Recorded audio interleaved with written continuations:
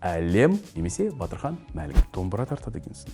Иә, 7 жыл оқыдым ғой. Артық бала бар мана. Саған бір видео көрсеткім келіп отыр. Қандай қыз Вероника? Ерекше қыз, менің сенімділігім. Ең әдемі. Көрсете салайық, иә? Көрсете салыңыз. Мен қызым осындай. Вероникамен үйленгені рас па, өтірік пе? Үйленгенсің ба? Академиялық вокалда даусыңды естуге бола ма? Mentre cammino piede nudi dentro l'anima. Байқадым, көзіңді істеттің. Иә. Мен негізі ондай ой болған жоқ еді. Неше? Кемел Шамильевич выступал и дегенге ойың. Қалай ол? Және де сенің әкелген сыйлығың бар. Егер де қатысып бірінші болып жауап берсеңіз, сізге табыстаймыз. Армысыздар, құрметті көрермендер. Мен Тимур Балымбетов. Сіздерді қатты сағындым. 2-3 апта кездеспей, жүздеспей жүрдік, бірақ қайта оралдық. Және де бұл ашығын айтқанда жобасының жаңа шығарылымы, және де жаңа кейіпкері бүгін. Бүгінгі менің қонағым осындай ауқымды сұхбатты алғаш рет беріп тұр, сондықтан да қызық болады деп ойлаймын. Бүгінгі қонағым 91 тобының беделді мүшесі, солисті Әлем немесе Батырхан Мәлік. Қош келдің, Батыр. Қош келдік. Рахмет.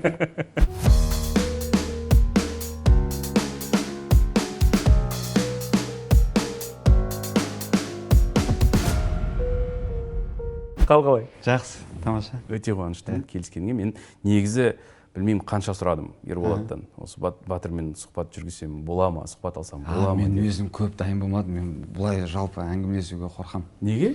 Мен өзімде баяғыдан бері сондай комплекс бар. Бұлай тұрмыстық өмірде де, күнделікті өмірде де мен ойымды дұрыс жеткізе алмаймын да. Сосын тем более жаңағы неге осындай үлкен интервьюге шыққасын мен қазақша орысшаны кей кездері күнделікті өмірдегідей араластырып жауап бермесем, онда толық түсіндіре алмаймын деген сияқты. Сондықтан мен қорқатын көп былай сөйлеуге, дұрыс бірдеңе дұрыс емес айтып қоям ба деген сияқты. Сол жағынан ол түсінікті. Сондықтан да бірден айта кетейік, құрметті көрермендер, құрметті Eagles болсаңыз да, Eagles болмасаңыз да, сөкпеңіздер, шыдамды болыңыздар. Және ең бастысы ойды жеткізу ғой. Сондықтан ойын жеткізді ма, болды, басқа сұрақ жоқ. Не, андай ғой, мен сөзден бұрын эмоциям бірінші шығып отырады да, шығып отырады да, сөз артынан қуып жете алмай жатады. Әрдайым сондай болған менде. Енді көрейік қалай болатын, бірақ жақсы болатынына әбден сендім. Сондықтан да, жаңа айтып кеттім, алғашқы үлкен осындай сұхбатын бір әр жерде кішкентай үзінділер бар, тіпті ата-анаңның да сұхбаттары, анаңның сұхбаттары да бар, бірақ бүгін өзіңнен сұрайын деп отырмын. Өйткені сұрақтарым көп жиналып қалды, сондықтан шыдамды бол енді. Сұрақтарымды қоя берейін. Шыдам деген жетеді. Бастай берейін. Негізі Өзбекстанда туылдың. Өзбекстанда туылдым. Набай облысы, Үшқұдық қаласы, Құлқұдық деген ауыл. Ол әлгі Қызылордаға өте жақын жер. Бірақ шекарамен бөлініп кеткен жер. Сен Әлімұлсың, мен де Әлімұл. Әлімұлмын, Шөмекей. Одан аспан, одан кедей. Солай кете береді. Сол ауылда туып өстім. Нешеде? 8 жасымда, 9 жасымда Үшқұдыққа келдім. Ол жақта 1-2 жыл тұрып, неге келдік Қостанайға. 2002-де көшіп келдіңіздер. Ата-анаң неліктен ондай шешім қабылдады, Қазақстанға көшеміз деп? Себебі білмеймін, сол кездер мен білмеймін, ол сұрамаппын не үшін Қазақстанға көштік деп, бірақ ауылдан сол 1-2 кісілер көшті. Бізде сол ғой, бір туыстар немесе достар бір жаққа көшсе, артынан топырлап бірге болу керек деп, әзірде осындай мама папа, бір жаққа кетіп баратса, алыс кетіп қалды, бірге көрісуіміз азайып қалады деп, сосын артынан көшу керек қой, бәрібір көшеді. Сондай достық, бауырмашылық бірге болу керек деп, сондай. Ол кезде де және енді түсініп жатырмын, неге олай болғанын. Программа болды ғой сөздер. Мемлекеттің қандастарды елге қайтару жайында және солтүстік жаққа бәрін. Мен де сұрауым сол, неге солтүстік? Қызылордаға жақын жерге көшіре салуға болады ғой. Оңтүстік менталитет бәрі бірдей. Квота бөліп, солтүстікке бәрін көшірді. Оның түсінігі қазірге отыр десең былай. Иә, дұрыс болыпты. Қостанай қалай қабылдады? Есіңде ма? Есімде жақсы, ондай әдем болды бәрі. Сол жерде бірден достасып кеттім балдармен. Тек орысшасынан кішкене қиналдым басында. Иә, басында жаңағыдай сабақта отырып апайдың үй жұмысын не берген білмеймін, маған достарым сол жерде отырып әзілдеп, не дейді жаңағыдай, не бар ғой, әліппе, соңында сөздік бар ғой, орысша қазақша, соны толықтай үйден жазып келуім керексің деп көшіріп жаңағыдай дәптерге кәдімгі сөздіктен толық бір кітапты. Мен соны жазып, жартысына көп үлгермей қалдым деп апайға көрсетіп, апай маған иық қойып, сондай болды бірінші опытым. Иә, о жаққа келген кездер бірінші не сол орыс тілімен болды, қалған жақ бәрі. Сол кездегі пранк дейсің ғой. Иә. Негізі бала кезіңнен музыкаға, вокалға жақын болдың, иә? Иә. Шқұлықта жүргенде де айтып жүрдің ба? Иә, о жақта мектепте ғой. Мектепте айтып жүрдім. Ауылда сол бәрі сол ән айтқаным үшін жақсы көретін. Ауылда апайлар бәрі. Сол. Сұлугүл апайымызбен Абай ағамызда үшеусіңдер, иә? Ағаң Бақытжан, өзің және Гүләфия қарындасың. Гүләфия. Барлығың ән айтасыңдар ма? Жоқ. Әнге жақындысың? Жоқ. Енді бәрі андай шығармашылыққа жақын негізі. Бірақ кішкентай кезінен ол жағынан алып кетпеген ағам да, қарындасым да. Ағам кәдімгідей өте жақын шығармашылыққа. Кішкентай кезінде есімде сурет салатын, мектепте де ән айтатын, кәдімгі бірдеңелерді ұйымдастырып жүретін әрдайым.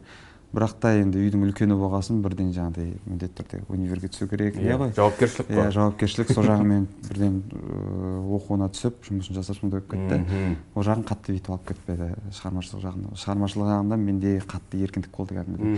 Ағамда жауапкершілік көп болғасын, мені бүйтіп жібере салды музыкальный мектебіңе барасың ба, бар деп жазып тастады. Өзім вокалыма қатысып жүрдім. Сол. Гүләфия болса? Гүләфия үйдің жай еркесі болды.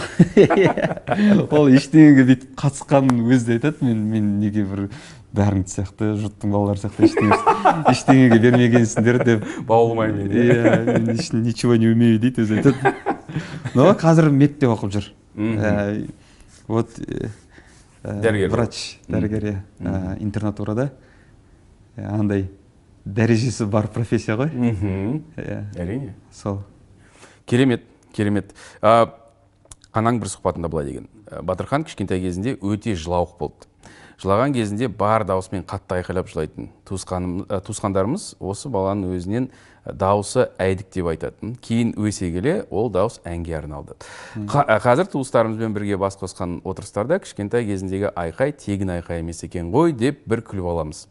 Батыр ваннаға кіріп алып өлең айтқанды жақсы көретін, ваннада акустикасы жақсы болғандықтан дауысы әдемі айқын шығатын. Қашан түсіндің өзің? Осы даусым бар екен, музыка ұнайды маған деген сондай бір түсінік сезім қашан пайда болды? Кішкентай кезде сол сахна ұнайтын. Жоқ, ол неде? 6 жас, 8 жас, 10 жас? Иә, ол нақты айтсам мүмкін сол Қостанайға барғанда деймін 9 жасымда, 3-ші класста. Алдын нелерде міндетті түрде сахнада, бірінші, екінші класстарда ойнайтынмын, жаңағыдай бір скетчтер қоятынбыз, кішкентай жарыстар болады ғой, жігіт сұлтаны, сол бәріне қатысып. Бірақ Қостанайға келген кездері кәдімгі музыка сабағында менің мұғалім көріп бізге балалар вокалдық студиясына жазыл деді. Сонда өсеміз деді. Мен ойладым, қызық болады деп. Сосын сол кезден бастап мүмкін түсінген шығар, мен кәдімгідей бірінші микрофон ұстап, минуспен айтып деген сияқты. Сол кездің өзінде ма? Иә, 9 жасымда. Сол кәдімгідей мұғалім Бағлан Арсмағамбетова неде мектепте істейтін, бірақ өзінің жаңағыдай жолдас екеуі кәдімгі балалар вокалдық студиясы болатын да, оны жаңағыдай қалалық мероприятияларда, филармонияда сол кісінің студиясын көп шақыратын балаларды. Жарыстарға? Жоқ, былай концерттерге. Өнер көрсетуге? Сол кезден бастап түсіндім, сахнаға үйреніп бастадым, ұнайтын. Шапалақ қой, ол жерде сахна шыққан кездер бәрі жарайсың десе ұнайды ғой кішкентай балаға.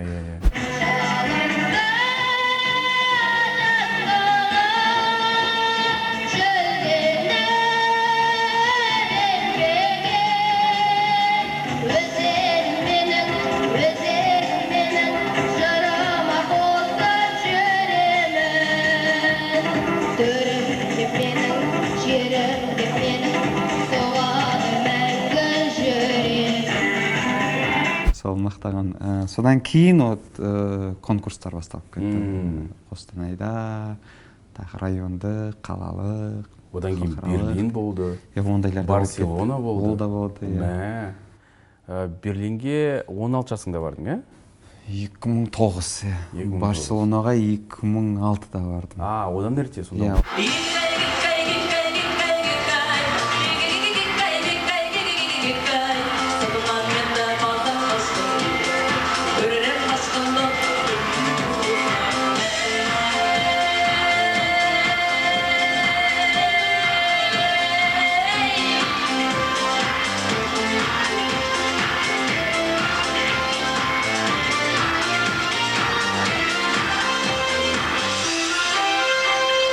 Қостанайда бізде жаңағы Ернарды білесіз ғой, Садырбаев.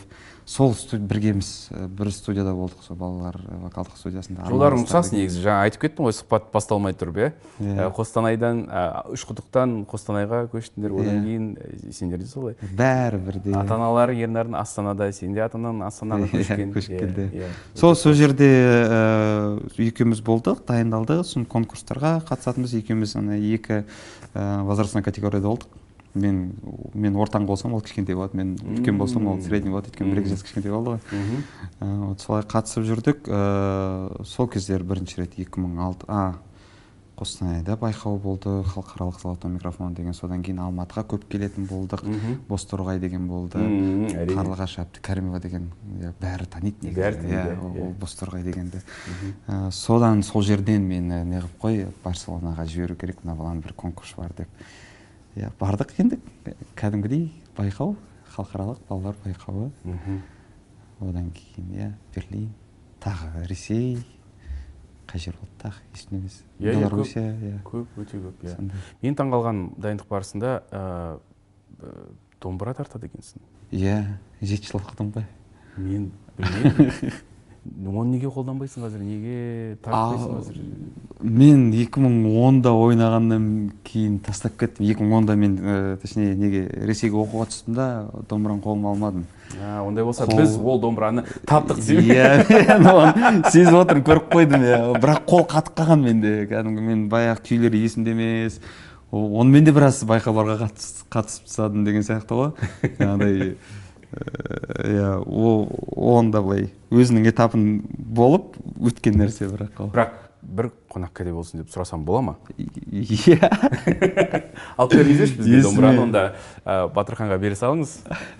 Көрейік қалай болатын. Айта кеттің, біраз болды деп. Айып етпеңіздер, ренжімеңіздер, мен рахмет. Мен андай қолым шынымен қатып қалған. Бір-екі нәрсе ғана есімде бар. Айта кетсеңіздерші. Бұл не тартасыңыз?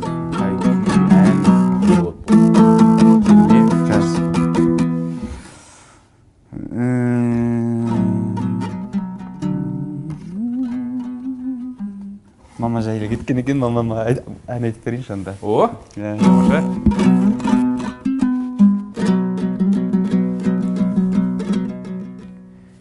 Өз балаңнан артық бала бар мана, мәз боласың жарай қалса шаруаңа. Теңіздерді кешіп өтіп жетпейме, жан ботасың сағынғанда аруана. Теңіздерді кешіп өтіп жетпейме, жан ботасың сағынғанда аруана. Осылай. Тамаша. Мен мамама ешқашан айтпаппын, домбырамен отырып, мама мына ән сізге деген сияқты. Мама мына ән сізге. Тамаша. Тағы нәрсе тартасың ба? Болдық па? Болдық мен. Болдық па? Ала салыңыздар онда. Домбыраны ала салыңыздар. Қолым қатып қалған бүйтіп әлі. Жоқ, әдемі қойын. Өте әдемі. Рахмет. Келіскеніңе рахмет. Жоқ десең де болатын еді, бірақ келістің. Упс десе. ондай Олай вариантта болады ма? ондай вариантта болған негізі, иә, өйткені облыстық байқауда да жүлделі 2-ші орын алғансың, иә, осы домбыра тартудан. Иә, облыстық байқауда. Олдай болған. Ол Тамаша. кездері мен қателеспесем Аққу дегенді ойнадым. Аққу. Тринг, ол да есімде емес қазір. Ол кездер мен кәдімгідей өзім ойнайтыныма таң қалатынмын кәдімгі. Қазір есіме түсірсем ол кездер олай ойнамайтынмын ғой әрине. Бірақ қол жүгіретін бір ойнап тұру керек екен анда-санда. Енді практика, инструмент. Практика жоқ, ойнап. Иә.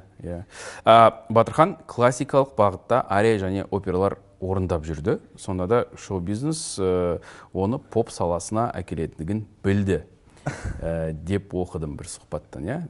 Бірақ менің де сені алғаш рет көргенім Қазақстан дауысы болды. Қазақстан дауысында менің деген қуанғаным сені көргенде, неужели наконец-то жастардың арасынан жаз бағытында ән айтатын біреу пайда болды ма деп, өткен өзім жазды өте қатты жақсы көрем жас кезімнен. Бізде ол жанр қатты дамыған, өзің де білесің, тіпті ондай вокалисттер жоқ та. Сондықтан есімде қалдың сен.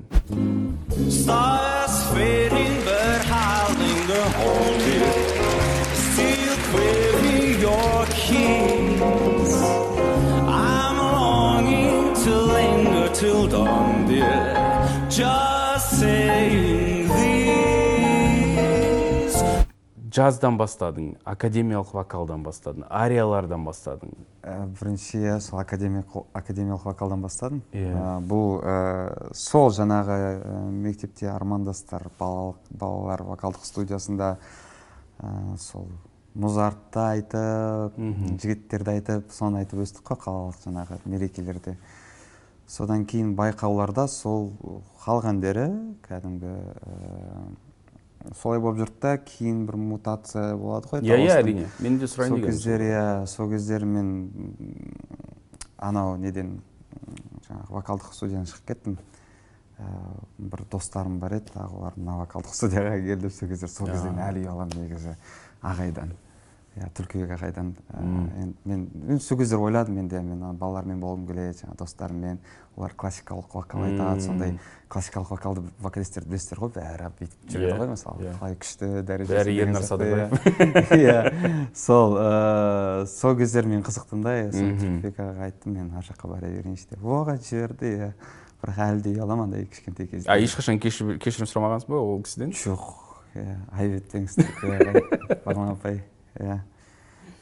Сол, мен әлі ойланамын соны, қалай болды екен, ыңғайлы болды ма, ыңғайсыз болды ма деген сияқты. Содан кейін жаңағы Калугин деген менде мұғалім болды. Үлкен кісі, ол кездер 70-те болды, сол халық артисі, Украинаның және халық емес заслуженный. Еңбек сіңірген артист болды, Қазақстанның және Украинаның, СССР, Украинский СССР, Қазақский СССР деген. Сол жаңағы, соның методымен әртүрлі жаңағыдай мутациядан өтіп, классикалық вокалға көштім. Өздері кәдімгі қатты кішкентай кезде қиналып жүрген кез ғой, бәрі күшті айтады, сен как будто айта алмайсың. Психологиялық тұрғыдан өте қиын ғой. Балаға қиын. Өте қиын. Конкурсқа қатысып жүрген балаға, байқауға. Әрине. Сол кездер мен ариялар айтып бастадым, жаңағы есімде емес қандай ариялар айтқан, бірақ сол бағытта көп.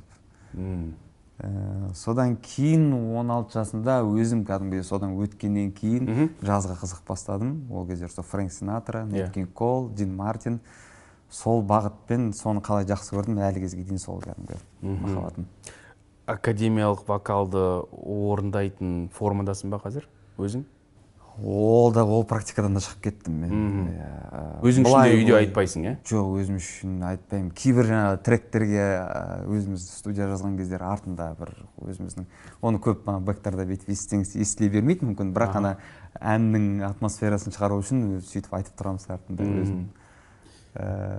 Сенің жанкүйерлерің, сенің фанаттарың енді 91-дағы репертуарға үйреніп қалған ғой. Сол репертуарда естіп даусыңды. Академиялық вокалда даусыңды естуге бола ма? Сіз менен кәдімгідей. Жоқ, тарих қой. Үлкен өміріңнің үлкен бір бөлігі. Табиғатында қалмай қалған нәрселер тұрып жатсыз ғой. Жаңа домбыра қалыпты. Сөзде, әнде барлығы бар, иә? икемиңде калыпты. Не айтып едім мен ол кездер құрсын. Джош Гробан, Андреа Бачелли, Лучано Mi Паваротти.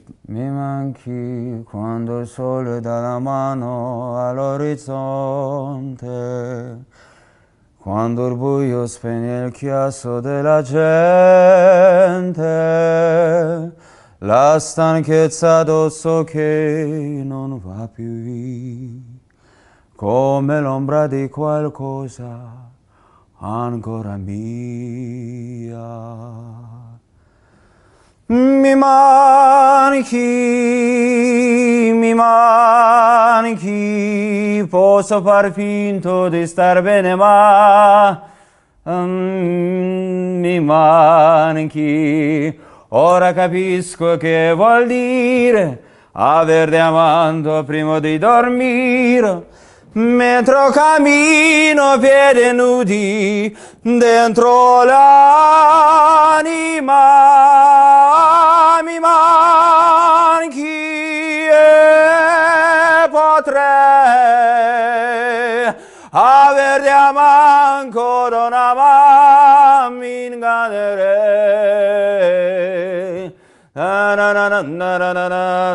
Vuol dire мен ары қарай естін емес сөздер. Сөзінде қателесуім мүмкін. Сөзінде қателессең де естіліп тұр барлығы. Отырып айтып тұрсың. Мұндай әндерді енді отырып ешкім айтпайды ғой негізі. Рахмет. Рахмет. Әдемі. Өте жақсы. Сағынасың ба мұндай музыканы? Сағынам. Қатты сағынам. Қатты сағынам кәдімгідей. Оның атмосферасы басқаша ғой. Жаңағы оркестрмен сол ортада театрда айтқан ондай кішкене тәжірибе болғасын анда-санда сағынам, бірақ бұл өте қиын өнер мен үшін. Соңына дейін мен техникалық жақтан болмасын толықтай махаббатпен алып кете алмайтынымды білгесін, ол жақтан кетпедім да.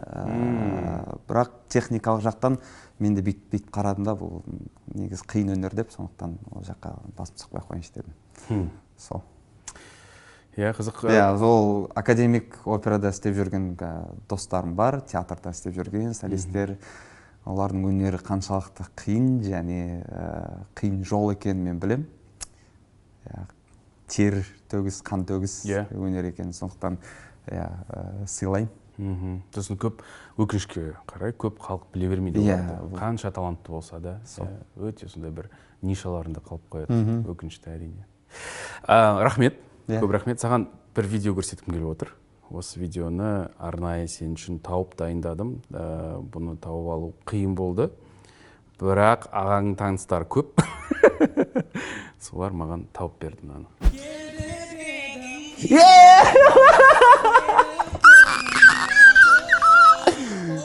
Коста восе. Коста воче. Воче, кешір.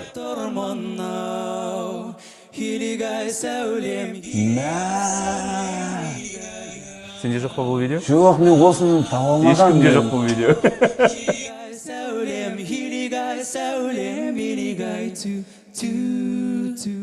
Өзінше андай не бар ғой? Фермачтар. Өзінше. Вау, да. Возмутительно хорошо поете. Спасибо, рахмет. Зритель, хлопай нам! Петербург, приехал в Ленинград. Это вообще прям очень круто, поэтому эмоции от этого конкурса море-море.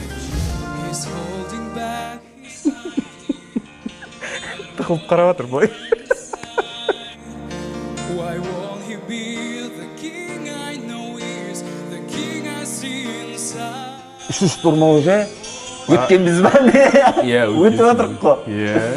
And the theme alone. Не, соны. Астыға тайсай. Kaleidoscope moves us all in turn. And can you feel the love tonight? It is where we are. Для нас это уже большое достижение, потому что мы не думали, что мы вот так пройдем. И мы вообще друг без друга, наверное, и не прошли вот до вот второго тура даже. Мы вылетели, да, осы жерде ұшып кеттік. жартылай финалға дейін ба? Ол Да. Мы, конечно, надеемся на лучшее. мен сөйлей береді екенмін. От судей.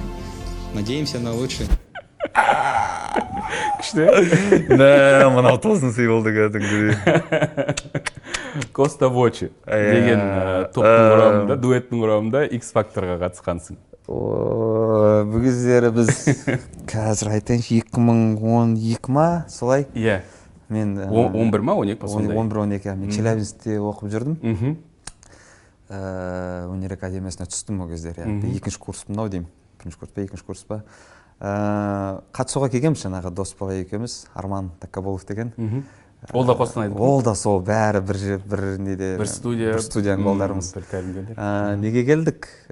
Қатысуға жеке-жеке, бірақ айтты, әдемі айтасыңдар, бірақ орын көп дейді. Орын көп, сол кездер кастинг болатын кездер айтты. Тағы бір бала, ана бала бар еді ғой деп, екеуін деп біз шақырып алды. Топ болып бармадыңдар, дуэт болып? Жеке-жеке болып бардық. Мүмкін екеуің бірге боласыңдар, топ бізде аз деді. Сосын бүйтіп қарақты, мен как бы жарайды дедік. Саған солист болу бұйырмады. Приключение керек болды. Сосын барып соған қатыстық. Бұл жерде мен енді үйреніп жатқан кезім дұрыстап. Бірінші телебайқау ғой. Бұл дауысқа дейін болған байқау. Бірінші. Кәдімгідей. Екінші неге ондай ән айттық біз? Өздері береді ғой әндерді ол кездері. Пародия деген этап бар оларда. Сол пародия бергесін Моисеев. Шли кәдімгідей пародия жасап тұрғанға ойланып тұрғам ғой, мен неге қойсып тұрмыз деп. Ойбай. Өте күшті. Ятай. Ятыс бұл тарих. Бұл неден де этаптан да өту керек болды. Бұл кезеңнен. Сондықтан өте күшті. Мен бір жерден таптым осындай байқауға қатысты деп, бірақ ютубта еш жерде жоқ болмадым. Сондықтан таныстарыммен сөйлеп, таныстар, рахмет. Білесіздер, рахмет сіздерге де, мен де сіздерге алғаса бола ма екен сізден? Әрине, өзің ғой, әрине берем барлығын саған. Одан кейін Қазақстан дауысы болды, иә? Одан кейін Қазақстан дауысы болды. Ол кезде де мен келесі жылы осыдан бір жылдан кейін ба, 2 жылдан кейін ба келген болатын неге X-Factorға. X-Factorға қатысуға қайтадан келдім келесі жылы. Жеке орындаушы ретінде. Ол кездері айтты, вау деді, сосын звондаймыз деді, қоңырау шаламыз деді, бірақ кетіп қалғаннан кейін, қанша бір аптадан кейін ба, жаңағыдай нәтижелер шықты. Барлық өткендер өтіп атты, уже келесі турға қатысып мен ойладым, өтпей қалдым деп. Содан кейін 1-2 аптадан кейін қоңырау шалды, айтты, негізі біз сол X-Factor'дың кастингінен сізді мына жаққа аударып жіберіп тұрмыз деді. Ұйымдастырушылары бір команда X-Factor болдық, бір команда істеп жүрді, мына жаққа ауыстырып жібердік деді, қатысасыз ба деді Қазақстан дауысына. Осындай кастингтен өтіп тұрсыз, бірден жаңағыдай көрмей таңдауға деді. Қатысыңыз келсе келіңіз, осындай қандай әндер орындағыңыз келеді, соның тізімін жіберіңіз деді. Содан жіберіп, сол өттім. Қазақстан дауысына қалай бірінші несі кезеңі көрмей тыңдау деп аталады ма? Көрмей таңдау деп аталады. Таңдау деп аталады. Ол кезде сен Dream of Me деген ән тыңдадың, Бублин версиясын. Ол қатты аса бір вокалдық конкурстық ән емес, бірақ соның өзінде соны таңдадың. Неге ондай шешім қабылдадың? Ол кездер мен сол жазда оқып жүрген кезім, және мен білдім, қарап жүрмін ғой, менің асып баратқан негізі қазірге дейін ойым диапазон жоқ. Бұлай, диапазон кәдімгідей стандартный 2-ден кішкене асады деген сияқты. Баритонсың? Баритонмын, драм баритон. Бұл кішкене тактикалық болды десең өзім үшін. Жоқ, ол дұрыс шешім болды негізі. Өйткені мен бит бар дауысымды айқайлап көрсетсем, жаңағыдай көптің бірі болып қалам ба деп ойладым да, бәрі сондай ақ айтады ғой. Мен ойладым, кішкене тембрально мүмкін ерекшелену керек шығар деп. Сондықтан қазір сол кезде оқып жүрген профессиямен үйреніп қалған әнімді айттым. Сол мен соған сендім, енді біреу тембрально бүйтіп біреуді бүйтіп қарата алатын шығармын деп. Иә. Сол. Көбісі бұрылды ғой. жоқ Алмас аға мен кім бұрылды? Медеу. Иә. Медеу таңдадым сол бұрылды, кезде. Жақсы, өте күшті болды. Басқа кезеңдерде де жақсы орындадың. Негізі өзің үшін әлі күнге дейін әлемді алатын болсақ, және де Қазақстанды алатын болсақ, сүйіп тыңдайтын, қастерлейтін, құрметтейтін вокалистер кім сен үшін? Жалпы ма? Жалпы әлемді айтсақ. Екі-үшеу болса. Так, Синатра. Бірінші орында Синатра. Синатраның да аса үлкен бір диапазоны. Дауыс диапазоны емес. Бұл жерде жаңағыдай мүмкін кішкентай кездегі сол махаббат шығар. Сосын харизма. Харизма, иә. Жай бүйтіп тұрып айтқаны маған ұнайтын да. Сол бірінші орында сол маған. Білмеймін, тыныштық береді әрдайым тыңдағанда. Резонатса жақсы менің ішкі дүниеммен. Сол көп Бубле, Бачели, Майкл Джексон, Принц аса ерекше жақсы көремін. Сосын Айросмит, Айросмиттің әндерін. Сол мен жанр талдамаймын. Таңдамаймын жанр, жан-жақтан тыңдай беремін. Қазақстанға келетін болсақ? Қазақстанға келетін болсақ, біздің вокалистерден Мархабаны жақсы көремін. Как дауыс техника иесі ретінде. Ернар бар әрине. Айдар ғой, Жоқ, Ернар Айдар да бар. Біздің ауылдың жігіт екен ол да. Ол да? Онымен бір танысқан кездерде мен де сол жақтамын дейді. Сол бауырласып кеттік бірден. Бірақ сен Әмрен айтып отырсың. Иә, Әмрен айтып отырмын.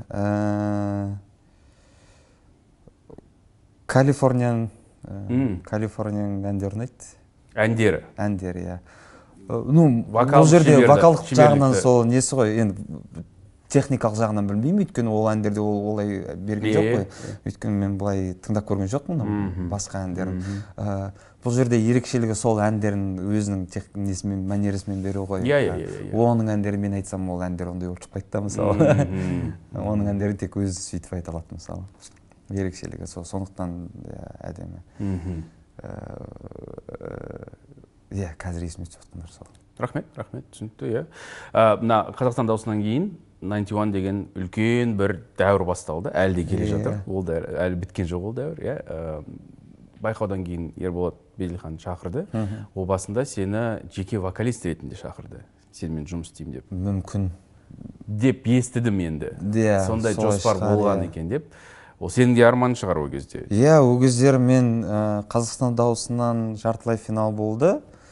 Сол жерден ұшып кеттім да, сосын бір сездім, мен бір жұмыс тауып кету керек деп. Өйткені менде ақпан айында, қаңтар айында сол жартылай финал бітті да, менде мамырға дейін оқуын бітіріп келуім керек болды Челябинскте. Оған дейін мен бірдеңе жасап кету керек болдым осы жерде. Фундамент қойып, мен оқу бітіргеннен кейін келіп бірден жұмысқа кететін деген сияқты. Сондықтан бір-екі адамдармен көрістім. Жаңағыдай бэндтармен келіп жаңағыдай өлең айтуға ресторандарда деген сияқты. Сосын сол кезде жаңа Асыл Айдардың звондады. Ол да сол кезде бірге қатысты ғой Қазақстан дауысына. Мадинаның тобында болды. Сол кездері жақсы араласып кеттік та. Содан кейін маған ВК-да жазды. Номеріңді берді. ВК-да жазды, мен номерімді бердім, сосын айтады, осындай уақытта кел, біреу көріскісі келеді деп. Әрине мен ойладым, мүмкін Ерболатаға шығар деп, бірақ та бүйтіп аса неғылмадым. Ол кездер Ерболатаған барып көріскен кездер білесіз ғой, бірден аурасы болады ғой. Орда, сосын Ерболатаға өте пафосында көрінеді ғой всегда.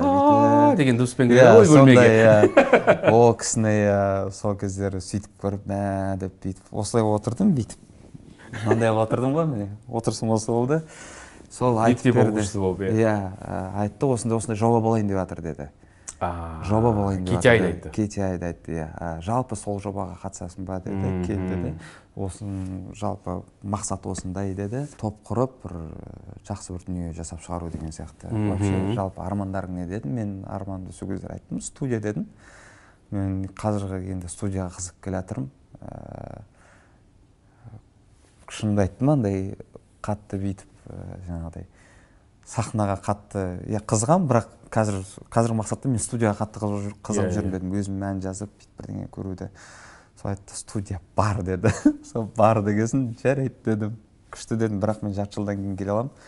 Қалай вообще сізге деді, оқуын бітіріп иә, сол кезде хабарлас деді. Оқуын бітіріп, сол шыққаннан кейін мен кәдімгі бірінші рет шығар, киноларда болады ғой бүйтіп өзін ұстап келіп далаға шыққан кезде айқайлайды ғой. Сондай болды.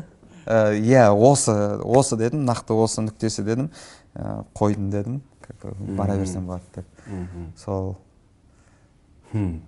Содан кейін, жарты жылдан кейін келіп, сол 91-ның тарихы басталып кетті. Иә. Ол кезде сен кей-поп жанрына, негізі ондай музыкаға жоқсың. Білмеймін ғой. Білмейсің. Стилистика өзгеше. Тіпті жаңа көрдіңіз ғой? Көрдім. Жүрген, жүрген түріңді көрдім ол кезде. Ештеңе жоқ, әп-әдемі, күшті. Бірақ ол кезде тіпті анаңның өзі сұхбатта, топтың стильдері қандай болатындығын білмеген едік деді. Сондықтан алғаш рет стилін өзгерткен кезде шыны керек ұнаңқырамады. Оны баламның өзіне де айтқан.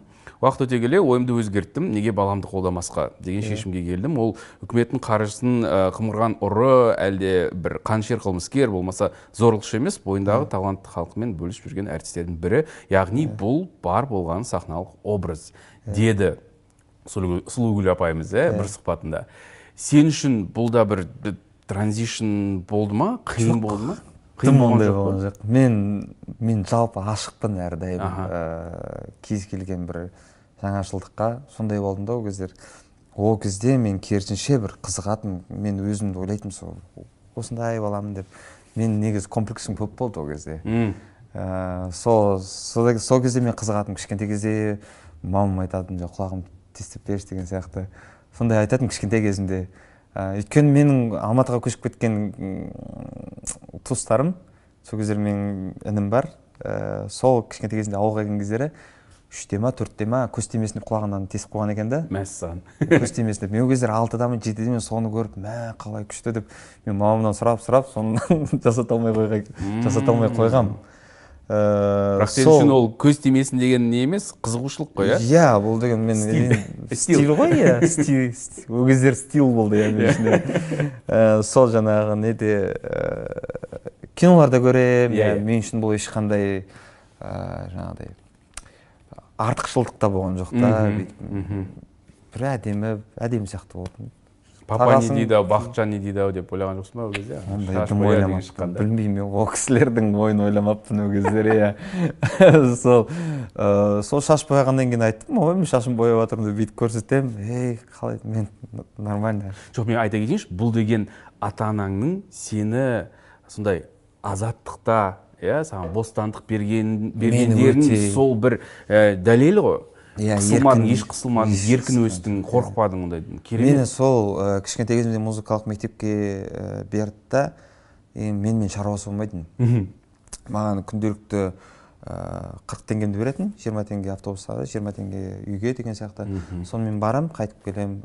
Мама, мен дайындыққа кеттім деп, жаңағыдай вокалдық студияға кетіп қалам, концертіме кетіп қалам, бір концерттерде бір тойға кетіп қалам, кішкентай кезімде тойдан 3000 теңге алып келем, мама, ақшалып келіп жатыр балам дейді. Сондай мен маған уайымдаған жоқ. Сондықтан бұл маған андай ешқандай қиын болған жоқ, бұл образ деген сияқты. Маған қызығушылық болды керісінше. Бірақ мына жеке орындаушы болам деген арманнан тез бас тарттым деп ойлайсыз ба? Ол процесс қалай болды сен үшін? Әзірше бір жоба болсын деп келістің ба, әлде жоқ, мен жеке орындаушы болмай қояйыншы, топта жүрейін деп келістің? Жоба мен үшін жеке орындаушылықтан қарағанда қызығырақ болып көрінді. Несімен ол кезде жеке орындаушылық деп бүйтіп айтқанның өзінде де ол кезде мен ондай бүйтіп кәдімгідей жеке орындау танымал. Әрине ойлайсың, бірақ мақсат ол кездері мынандай болды да. Папамен әңгімелесетінбіз ғой, Алматыға барып көр дейді, көр, бірдеңе болса болып жатар, болмаса енді осында келіп аппаратурамызды алып аламыз, екеуміз тойға шығамыз дейді. Папам менің тамада. Папам менің тамада. План Б бар дейсіз ғой? План Б бар. Мен музыкант болып отырам, папа не болып тойға шығып күнімізді көреміз деген сияқты, иә. Оның өзінде де бүйтіп қараймын, шынымен бүйтіп қараған кездері, иә, мен қазір танымал болам, танымал болғанда қандай ән жазам, иә, оны қалайсың, бірақ әрі қарай не деген бүйтіп мақсат болған жоқ та, сондықтан да бұл қалау бүйтіп кәдімгідей сыртқа бүйтіп шығып, деп бүйтіп бірдеңені жұлып алатындай кәдімгідей күйде болған жоқ. Енді бұл әншінің бір мақсаты болды. Осындай жолға түсіп, үлкен әнші болу керек, иә, танымал болу керек, иә. Одан кейін менің жоспарым тойға шығу. Шынымен. Тойға шығу, тойда там ставка $2000-3000 болады, $5000 болады деген сияқты. Сол кездер естисің ғой. Вау, да, папа, мен сол кездер үй аламыз, бірдеңе деген сияқты ғой. Сондай шынымен жоспар болды. Бұл тек жоспар ретінде, бұл арманды қоспағанда. Бұл жоспар. Соған мен болмағанда мен міндетті түрде оған бәрібір жететін мен жоспарлаған нәрсе. Сол, бірақ Ерболатаға айтқан кездер бұл маған идея ұнады негізі. Идея ұнады. Жаңашылдық бір идея, резонация ғой, тық деп бірдеңе қосып кетті. Кішкене жақсы мақсат сияқты болды. Әрі қарай бүйтіп, ол кездері, сол айтқан кездері мен түп құжақтарын ойланып көрген кезде де үлкен тарих жасауға болатын бір мүмкіндік болды. Сондықтан да мен осы жобаға келдім.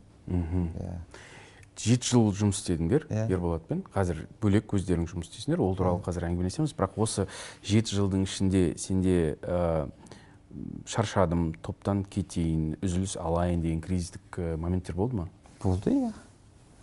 Не түрткі болды ол? Не ғой, жай.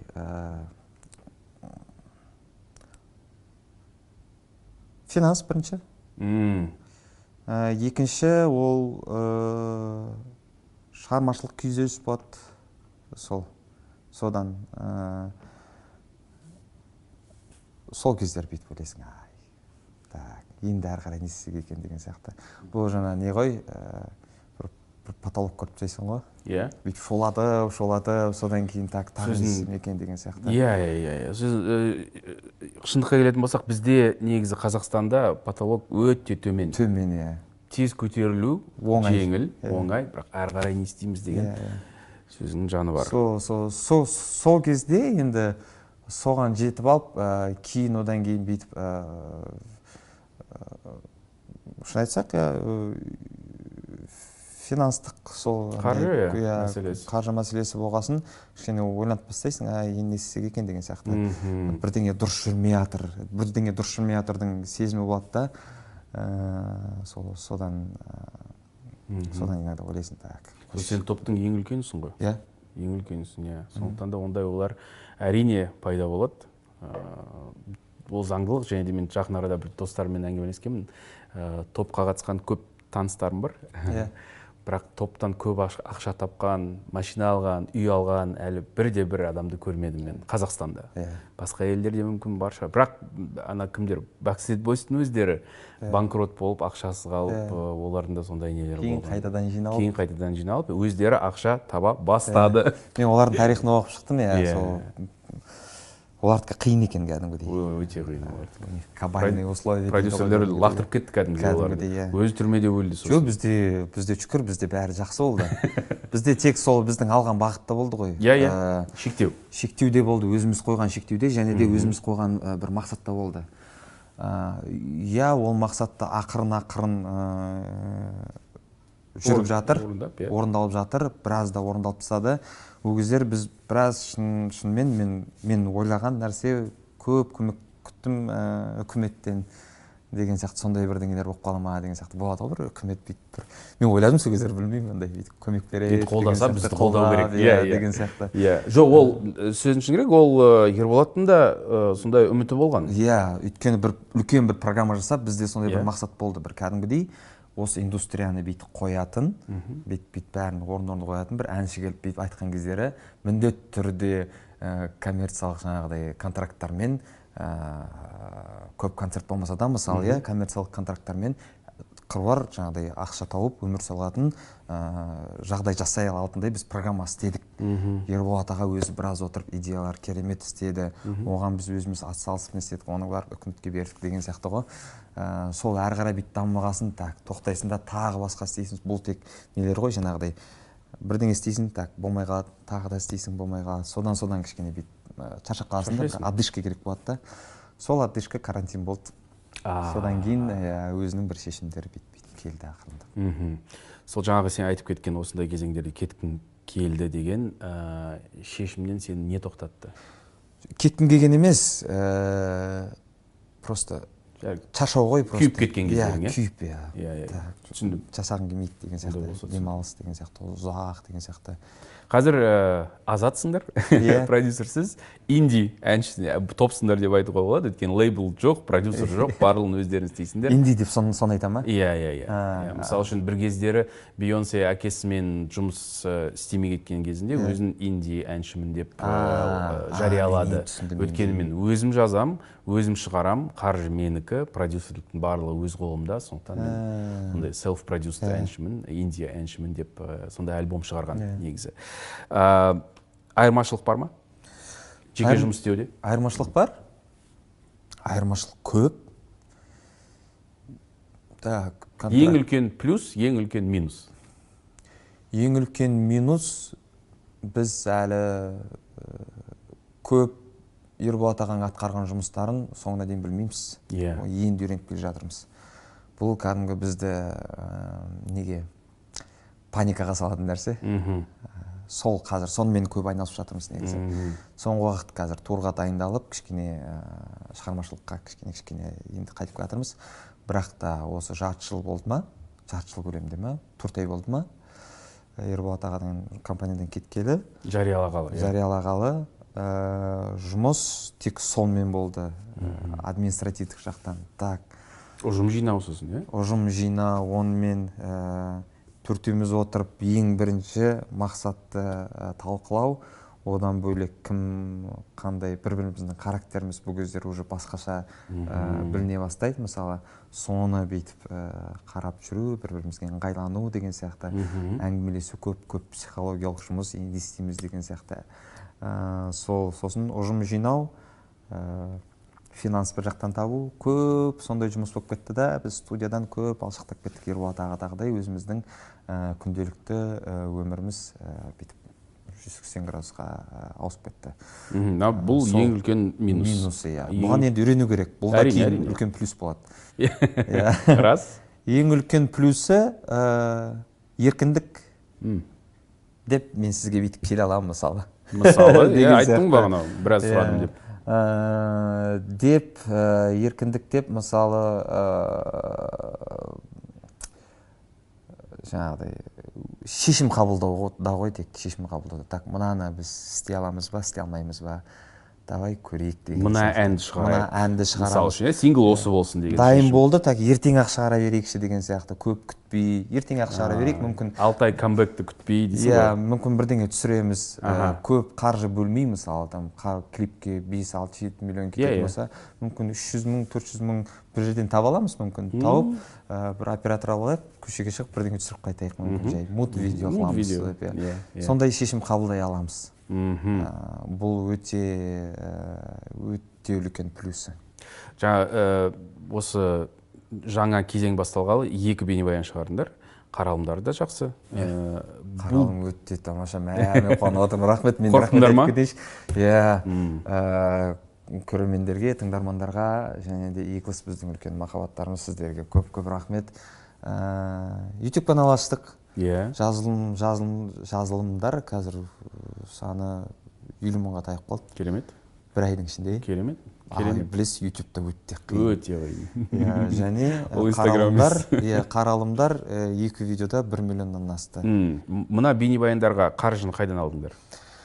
Басында сол кеткеннен кейін Астанада бірінші концерт болды бізде, өзіміз жасадық. Наурызда жасадық. содан Тапқан ақшаларды. тапқан ақшаны бүйтіп процентпен бөлдік та осы біздің қазына болады деп сол кезде шештік. О, тамаша. Біздің қазына кез келген табыстан осыншама пайыз біздің қазынаға кетеді. Ол қазынадан жаңағы біздің жалақы адамдарға, студия жалдау, киім, офис әлі алған жоқпыз. Офисқа кішкене қазына көбірек керек болып жатыр. Тағы бір турдан кейін тағы бір үлкен бір қомақты қаржы жинағаннан кейін біз офис аламыз. Онысы бар, қазына соған кетеді. Оның ішіне жаңағыдай оны да бөліп тастағанбыз ғой негізі. Әр апта, әр айлық жаңағыдай төлеп отыратын міндетті нәрселер бар ғой. Иә. Нелер, зарплата, офис деген сияқты. Сосын шығармашылық жақтан не бар. Оны да бөліп тастағанбыз. Шығармашылыққа құйылатын ақша сол жерден алып клиптерге салып отырамыз. Содан жиналып қалған, соған түсірдік. Маған қызық, қаржыларыңды кім басқарады қазір? Өзіміз. Бухгалтер кім? Бухгалтер бар. Қазір жаңағыдай біздің әзірге индивидуальный предприниматель. ИП аштыңдар. ИП, ол Эйстің атында, азаматтың. Ақша қаржы сонда түсіп тұрады, бірден қаржыны депозитте сол жерде бөліп отырамыз. Тамаша. Қазына деп. Әзірге сондай, былай, қалай дейді, әуесқой дей ма? Сол деңгейде, Бұл басы ғана ғой. Иә, бұл басы. Әзірге солай неқіп келатырмыз. Келесі мақсат сол басты, сол 91-ның бір экосистемасын құру. Қаржы түскен кезде бізге финдиректор керек деген сияқты, управленецтің өзі жаңағыдай сол бүкіл жұмысты экосистеманы орнына қойып отыратын кісі ғой. Менеджер керек қой. Біз бағытты айтамыз, осы жаққа қозғаламыз дейміз, осындай мақсат қоямыз, сол кісі сол жаққа жеткізу керек деген сияқты. Ол сондай адам іздеп жүрміз, бізге басы өте қатты істейтін адам керек. Және де көп ақша сұрамайтын дейсің ғой. Ол да бар. Ол міндетті түрде ғой. Қалжың, жоқ, көп ақша төлейтіндей жағдайға жеткізсін. Әумин. Өйткені жақсы мамандар керек. Жақсы мамандарға жақсы ақша төлену керек. Төлену керек, әрине. Бұрын продюсермен жұмыс істегенде, қазірде солай шығар, білмеймін, бірақ Зак осында отырған, дәл осы креслода, Закты топтың лидері дейтін. Сұхбат көп береді, және де көп шешім қабылдайтындай көрінді маған, сырт көзбен қарағанда. Қазірде солай ма, әлде бүкіл шешімдерді бірге қабылдайсыңдар ма? Мысалы үшін, осы әнді осылай жазамыз, аранжировкасы осындай болады. Осыны бірінші шығарамыз, немесе екінші шығарамыз, қаржыны осында жұмсаймыз деп қалай қазір процесс? Ән жағынан әртүрлі бізде. Жалпы көшбасшы ретінде бізде бүйтіп алған кездер, негізі көшбасшы деген жай бізде тырнақшада болған нәрсе болды. Иә, алдындағы процессті айтып отырсың. Бұл әркімнің өзінің позициясы бар дейді ғой. Сондай болды да.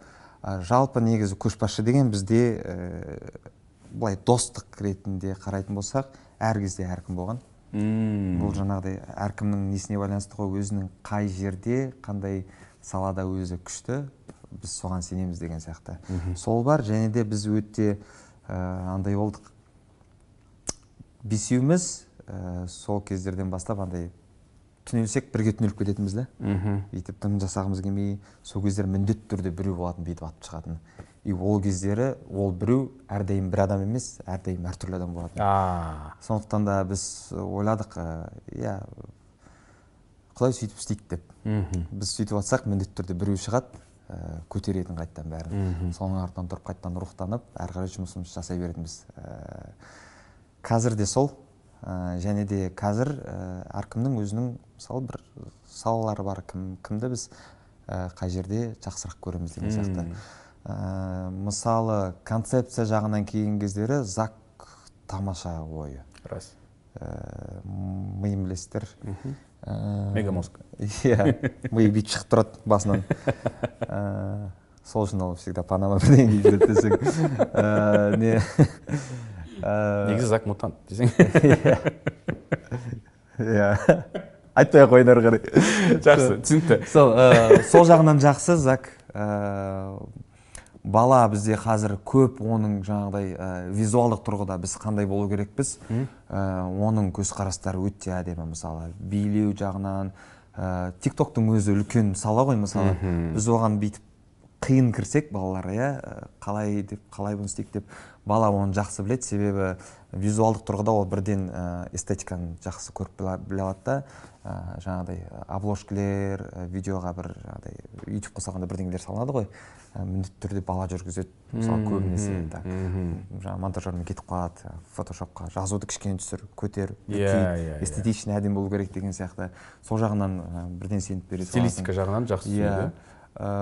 Эйс көп біледі жаңағыдай адамдармен коннектті, және де жаңағыдай ИП-ның темасын жақсы біледі. Сондай тақырыптарды мен білмейтін, қиын мен үшін мысалы ше. Сен? Оны үйрену керек. Мен студияда, сіздің досыңызды білесіз, Эмильді, мен сол Эмильмін, грубо говоря. Ол сондай ғой, баяғыда бүйтіп мен көретін, тек қана студияда отырушы еді. 20 жыл. Мына плагин дауыстың мынандай қырын ашып береді, мынандай тембрге мынандай береді деген сияқты, сол жағынан мен жинап отырамын жай. Керемет симбиоз, өте күшті. Ну, мен анда-санда еще клип монтаждайын десең. Жүректі жасадым, жүрек бар ғой, жүрек деген ән шықты бізде концерттерден жиналған мульт-видео. Соны түсірілген сондай идеямен кірістік та, оны Зак берді. Осындай қып жасайық деп, вау дедік. Оны біз монтажерларға бердік, монтажерлардан алып өзім соңына дейін қиып жасап деген сияқты ғой. Сөйтіп жасаймын, мысалы. Фотошопта отырамын деген сияқты. Обложкалар істеп кетейін кей кездері. Сосын бала келіп, мынаны жөндеп, мынаны түсір, мынаны көтер дейді. Мына сенің шрифтің дұрыс емес, шрифт өзгерді деп айтады. Сондай қып бізде жүрет бүйтіп. Керемет. Сондай да болу керек шығар. Оны бірдеңе істегеннен кейін айтады, қазір негізі осындай материал салған дұрыс дейді. Мынандай сұраныс бойынша деп ол аналитикамен жүретін мысалы. Соны не салаламыз деп біз мияқтан ойланамыз деген сияқты. Сондай экосистема бізде қазір. Сол бірақ соны үлкейту үшін бізге команда керек. Дұрыс.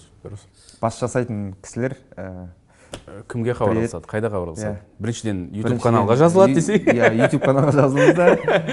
Біздің жалпы бағытты түсініп алыңыздар, стилистиканы түсініп алыңыздар. Жоқ, егер өзіңізді күшті сондай жақсы маманмын деп ойласаңыз, сенсеңіз, және де бірдеңе қосарыңыз болса, біздің Инстаграмға кіріңіз, соның астында номер жазылып тұрады, сол номерге хабарласыңыз. Күшті. Ерболаттың өздеріңде де бір қабылдаған шешімдерің, біз тойларға шықпаймыз. Ол кездегі политика сондай, бағыт сондай, өйткені сіздерге алшақтау керек болды той бизнестен.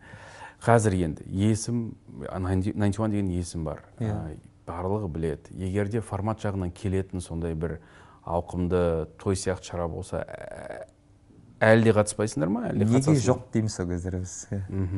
Неге жоқ дейміз. Бәрі әдем болып тұрса, жастардың бір тойы болса, автопати, припати болса, біз шақырса неге қатыспасқа? Барамыз, неге қатыспасқа. Ең бірінші не ғой? Ол кездері тойдың да деңгейі басқаша болатын еді ғой. Форматы бөлек.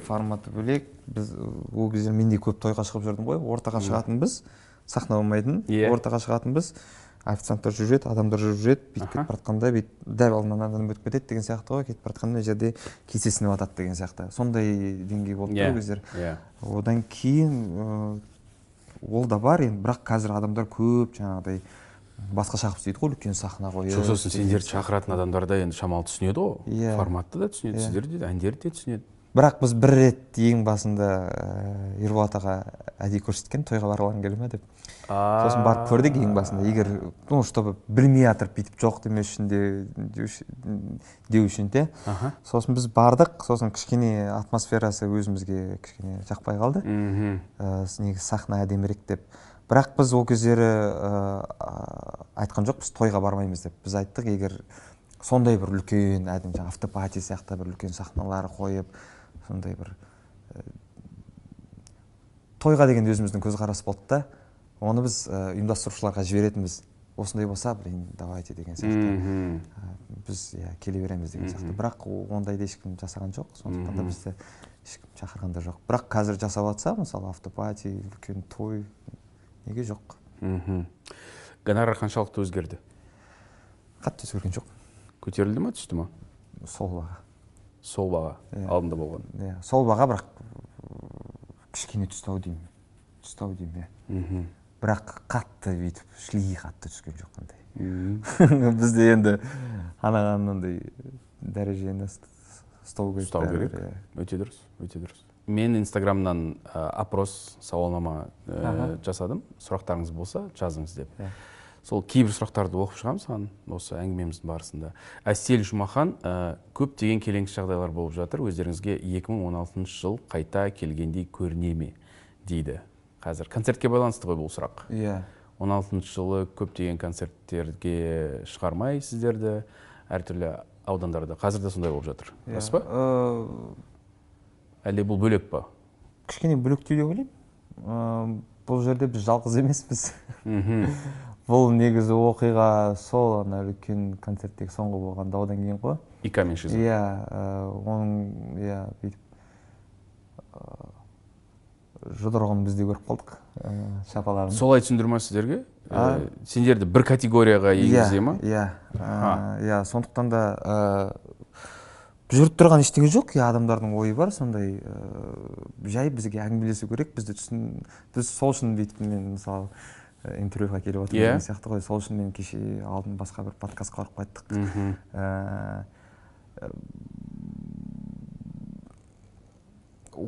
Шлиги ондай емес 16-тағыдай. 16-та енді кәдімгідей қатал болды.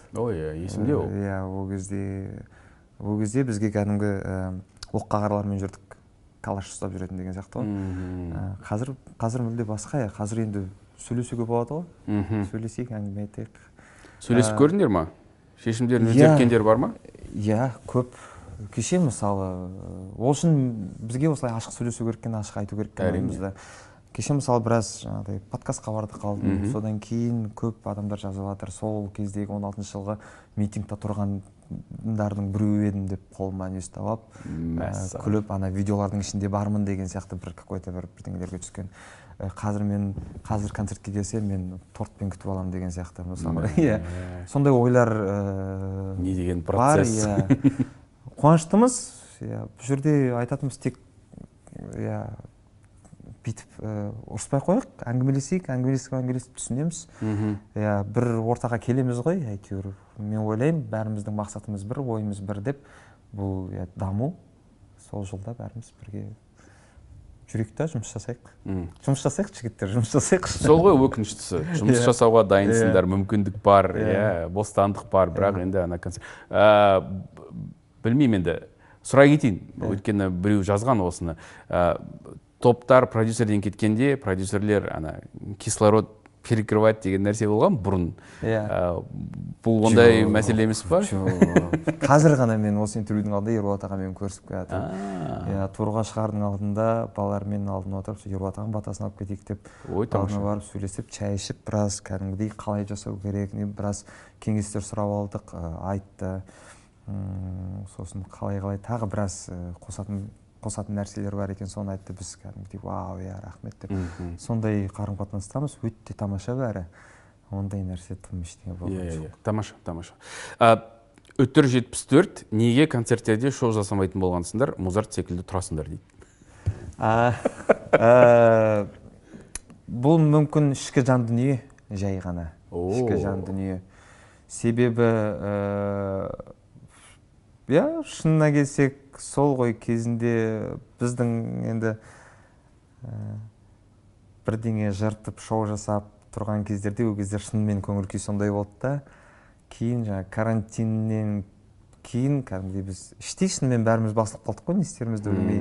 Бір жерге шақырған кездері ол да шоу жасау үшін көп энергия керек, көп дайындық керек, қаржы керек деген сияқты бишілерге, мысалы ішкі стимул ғой сосын. Ішкі стимул керек, ол күнделікті өмірің жақсы болу керек та, ол үшін. Сол қазір ондай емес, қазір тамаша. Қазір концерттер мүлде басқаша өтеді. Шоу болмайды онда? Шоу болады қазір. Шоу болады. Қазір біз керісінше әр жазған әнімізге би қойып, керектеріне, талап ететіндеріне бишілермен шығуға тырысып жүрміз. Және де турға міндетті түрде бізде алдын болмаған турға барлық қалаларға біз толық сол биші командамен режиссерлармен толық қойылымдармен бара жатырмыз. Сондықтан да жүрген жеріміз шоу қылуға тырысамыз. Иә, кейбір кездері болады жаңағыдай сахна өзі сондай талап ететін, мысалы би біртүрлі орынсыз сияқты болып тұратын жерлер болады да. Сондықтан да сондай жерлер болады. Оны сол кездер сахнада сеземіз, сахнаның алдында келісіп аламыз деген сияқты. Қазір турға аттанып бара жатсыңдар ғой. Бұл тур көбінесе ДК концерт залдарынан өтеді ма, әлде далада өте ма? Баяғыда солай өтетін, қазір нелерде өтеді, жаңағы спорт кешендерінде. Иә. Жақсы, өте жақсы. Фан-база туралы сұрайын деймін, Eagles туралы сұрайын деймін. Негізі өзің де түсінесің, білесің, біраз болып жүргенге толқын сияқты ғой былай, иә. Бірінші үлкен мынандай бір не болды, пик болды, одан кейін шамалы түсіңкіреді, түсті, тағы да көтерілді.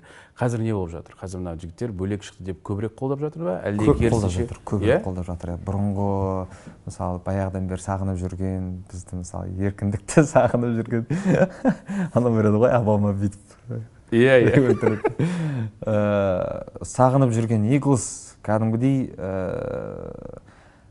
біз қазір өзіміз қалағандай біздің жанкүйерлермен өте ашықпыз. Телеграмда бүйтіп немесе тағы басқа сториздар көп жүргіземіз, және де ойымызды бұрынғыдан қарағанда ашық айтамыз деген сияқты. Және де біз ұялмаймыз қазір бұрынғыдай, мысалы бір неге қадалып қалған жоқпыз. Сен бұрын ол ұялшақтықтан ба, әлде продюсердің шешімі ма? Сендер қолжетімді болмау керексің. Иә, деген болды, иә. Біз қазір түсінеміз, мен жай көшеге шығып жүріп қайтқым келеді ғой, мысалы, Арбатқа. Мен өзімде қазір оны не қылмаймын, тоқтатпаймын, барып шектемеймін. Оның кері әсері болады деп ойламайсың ба? Көп болып кетті, 91 сұхбаттары көп, далада көріне. Қазір мүмкін айтып отырмын, продюсерлік көзқарастан біз шикіміз. Иә, оны біз қазір дайындап бүйтіп жүріп барып көзқарасқа келеміз, әйтеуір. Бірақ та алайда маған жетпеген нәрсе, мен жай адам болып далада жүргім келеді деген сияқты ғой. Соны бүйтіп қазір көргім келеді да, сондықтан балалармен келісіп алдық, солай болайықшы деген сияқты. Иә, жақсы, мен қазір көшеде емін-еркін жүремін. Ол әрине біздің жанкүйерлерге ұнайды, ашықтығымыз. Сондықтан олар көбейіп жатыр, қолдап жатыр, жаңағыдай біздің жаңағыдай қаралымдардың көп болуы да сол себепті деп ойлаймын. Өте көп қолдап жатыр. Сол және де фанаттардың да жаңағыдай обычно әртісте фэннің не болуы, қозғалысы ол әртістің өзіне байланысты ғой. Қаншалықты сен активны қолданасың, фэн-база солай қолданады, белсенді болады. Сол біз белсенді болған сайын ойлаймын, соны шешіп қоятыр. Біздің фэн-үй өте белсенді, және де қолдауларын сезіп жатырмыз. Ой, білем мен сендердің фанаттарында. Қақтықсы болған бізде бірнеше рет. Қазір үлкен ғой. Есейді. Олар андай өте грамотно жасайды ол нәрселерді. Олар дипломат қазір. Дипломаттар әдемі. Келесі сұрағымды қоймай тұрып, мен бір үзінді оқып берейін. Сенің сұхбатың, бірақ бұл сұхбат 16-шы жылы конкурстан кейін, 9-шы жылы Берлиннен кейін берген сұхбатың. Сенің сұхбат орыс тілінде, сондықтан орысша оқып берейін, үзінді. У меня есть амулет. Тумар в форме треугольника с зашитой в него молитвой.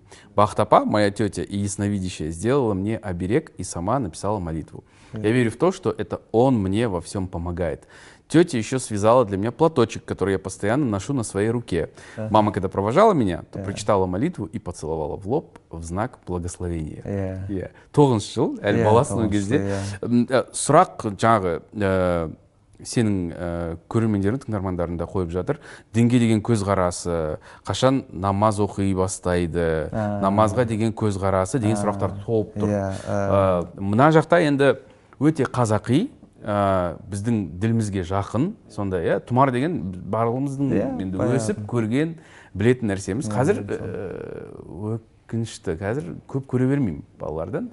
Білмеймін, біздің өзгерді ма? Дінге көзқарасы өзгерді ғой. Өзгерді, Өйткені бізде бұл тек қана дін емес, кішкентай кезде басқаша қабылданатын еді, және адамдар солай болатын еді. Қазір қарап отырсаң социумда кішкене дін басқаша қатты не қылып жатыр ғой, мысалы, сондықтан да қоспауға тырысады, өйткені жаңағыдай серік қосу деген сияқты. Иә, мен бұл жерде айтатыным тек сол, енді басы артында жақсы ниет жатыр. Жаңағыдай мен бақыт апам, мамам өздері аман болсын деп әйтеуір өздері сол нәрсені істейді. Бұл деген тек артында тек жарқап келетін, және сол махаббат мені қорғайды да. Құдайға деген көзқарасым сенем. Иә, міндетті түрде. Дінге деген көзқарасым, иә, кішкентай кезден бәріміз өскендегідей мұсылманбыз, бірақ мен жаңағыдай 5 уақыт намазымды оқымаймын. Бірақ сол кәдімгі барлық орта статистикада алғандағы жастар сияқты сондай көзқарастан. Иә, көбінесе енді біздің түсуі бәрі. Иә. Сен орта статистика дедің ғой. Шынымен де қазақтар біз сондаймыз ғой. Біз бала кезімізден мал сойғанды көрдік, үйде деген дастархан басында Құран оқылғанын көрдік, соған үйрендік. Бірақ соның өзінде тұмарларымыз да бар, аруақтарымызды да айтып жүреміз дегендей, бізде сондай бір синтез енді. Сондай. Көшпенді халықтардың өзінің сондай бір несі сияқты, білмеймін енді ол қалай болған. Енді мен сондай өмір көрдім, бірақ маған өзіме ұнайды бәрі. Тамаша. Құдаймен қарым-қатынасым жақсы. Ұнаса? Қарым-қатынас жақсы болса, ең бастысы сол. Керемет. Қазір тұмарың бар ма? Ол тұмар бар ма? Жоқ, ол кезде мен бір жерде жоғалтып алдым. Жақында тағы бір Бақыт апам жіберді кәдімгі біреумен. Бақыт апа аман болсын.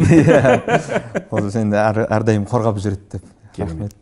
Керемет. Қазақстан дауысына оралайын, өйткені осы қашан? Өткен жыл ма? Маусым басталғалы сен тәлімгер ретінде қатыстың. Сен шақырды. Керемет тарих, өткенде өзің қатыстың, енді басқаларға да жол беріп сол жақта оқыштың тәлімгер ретінде. Ұнады ма өзіңе? Тамаша болды. Бұл жерде мен ойлаған жоқпын, ол жаққа шақырады деп біріншіден. Көп рахмет сол ұжымға, маған сенгендеріне. Және де ойларын ақтай алдым деп қалай дейді? Үміттерін ақтай алдым деп ойлаймын, енді үміттенемін өзімде. Сол тамаша, мен басқа тәлімгерлермен тамаша достасып кеттім кәдімгідей. Қиын екен жұмыс жасау, именно как жюри ретінде. Біз көрмейміз ғой, білмейміз ғой қалай болып жатқанын. Эфирдегі версиясын көреміз. Ол жерде жаңа көрмей таңдауы бар, көрмей таңдауда қателесіп қою, жаман, біреуді жеріп қойсаң іш күйеді. Біреуді алып қойсаң тек бір әннің адамы болып шығады деген сияқты ғой. Ондай бар. Мен мысалы көбінесе сондай болатым. Мен бір әннің адамы деп ойлайтынмын өзімді баяғыдан. Бірақ мен бір әнді жасау үшін көп дайындалуым керекпін да, бір әнге. Бір әншілер болады, кез келген әнді жаңа адамнан айтып шықса, 2 күнде оны бірден андай бриллиант қылып шығаратын. Ал кей кезде сондай оқыған кездерде өкінесің, мысалы бірінші фаворит болып тұрады да, екінші ән берген кездері кішкене басқаша болып, сол кездері жаңағыдай кімді финалға жеткізем деген сияқты ойлармен, және де комментарийлар бар, олардың қырылысын естіп атасың, 1000 жерден боқтап атады деген сияқты. Сол кәдімгідей қарғап тастайды ғой. Мен кәдімгі біреудің жеті адамға дейін қарғап тастады кәдімгідей. Сол жақсы, әдемі. Ең бастысы мен қуанышты болғаным, мен қазір барып кез келген жерде Майра апайды барып бүйтіп құшақтай аламын. Тамаша еркелей аламын кәдімгідей. Сәкен ағаға кәдімгідей еркелей аламын. Сол Маржанмен кәдімгі дос болып кеттік. Тамаша сол буынмен жақсы тіл табыса алдым деп ойлаймын. 2-ші маусымға шақырса қатысар ма едіңіз? Иә, міндетті түрде. Дулатпен әңгімелескенімізде бір рет 2 жұлдыз туралы. Мен сұрағам, сен ана жақта не істеп жүрсің? Ол сенің форматың емес, саған қатты жақын емес, мүлдем жақын емес деп айтқанымда, ол менің шешімім болмады деп айтты. Ол продюсердің шешімі болды деп. Сондықтан мен келістім. Бұл шешім өзімдікі болды. Өзімдікі, иә. Өйткені Қазақстан дауысы бұл менің мектебім. Мен шыққан жер, соңына келгенде 91 болған жер ғой. Осы жерде сіздің алдыңызда отыруымның себебі ғой. Қазақстан дауысы. Сондықтан да үлкен трамплин болды. Үлкен трамплин мен үшін. Және де ойлаймын, менің бүйтіп егер де сол жердегі балаларға келіп жатқан мен бір көмегім болатын болса, сол шын тәжірибе ретінде, өйткені ондай үлкен байқаулардан кейін адамдар негізі көп қалып қояды. Мысалы, ештеңе жасалмай қалады деген сияқты ғой. Сол мен өзімнің тәжірибем бойынша әйтеуір бит мен әрі қарай жұмысымды жалғастыра алдым да. Сондықтан егер де мен бір көмегім болатын болса, балаларға сол шығу, жұмысты әрі қарай жалғастырып кету жолындағы бірдеңемен бөлісу деген сияқты, мен оған қуана қатысам, және де мен өзім сол ортаға өте қатты қызығам, ондай жан-жақты әртүрлі күшті фермашы әншілерді көріп, солардан біраз нәрсе үйренуді. Өйткені баяғыдан бері мен әлі сол вокалистердің деңгейіне жете алмай жүрмін, өзімнің ішкі ойым бойынша. Мен жеткім келеді, үйренгім келеді сол балалардан. Келесі вокалистер буыны жақсы ма екен, көңілің толды ма? Ана жерде фермач деген сөз негізі сол біздің ортаның сөзі ғой. Иә. Андай бұрынғыдан қалып кеткен ферма деген. Бұл сөз қазір сәйкес келмейді, одан да бір күшті бір сөз керек оны суреттеу үшін. Өйткені мен балдар бәрі тіпті керемет ана. Өйткені бұрын егер біз вокалдық жақтан техникалық бүйтіп айқайлап диапазон көрсетіп айтатын болсақ, біздің кездегі вокалистер, қазір әр вокалистте сахнада мінезі бар. То есть бірінші қызығатын нәрсе мінезі ғой негізі. Вокал кішкентай болып тұрса да, оның егер адамның тембрінің дәмі болады ғой, бір ұнаусыз болады ғой. Вокалистер келгендердің бір 60-70%-ында сондай бір өзінің бір характермен келеді да. И сонысы қызық, ол дегеніміз қазір өздері жеке шыққан кездері бізде жаңағыдай әншілер бағыт әртүрлі болады да, көбейе берді. Мен сонысы қызық. Күшті.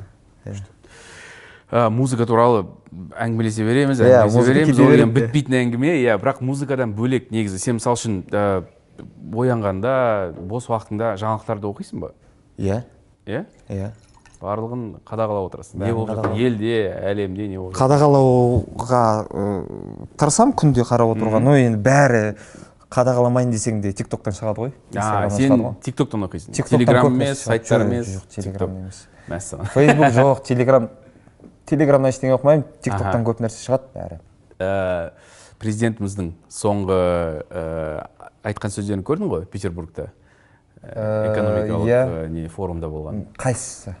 ЛНР, ДНР туралы жауап бергені, және де біздің Қазақстан туралы айтылатын сөгіс сөздер туралы айтқан пікірлері.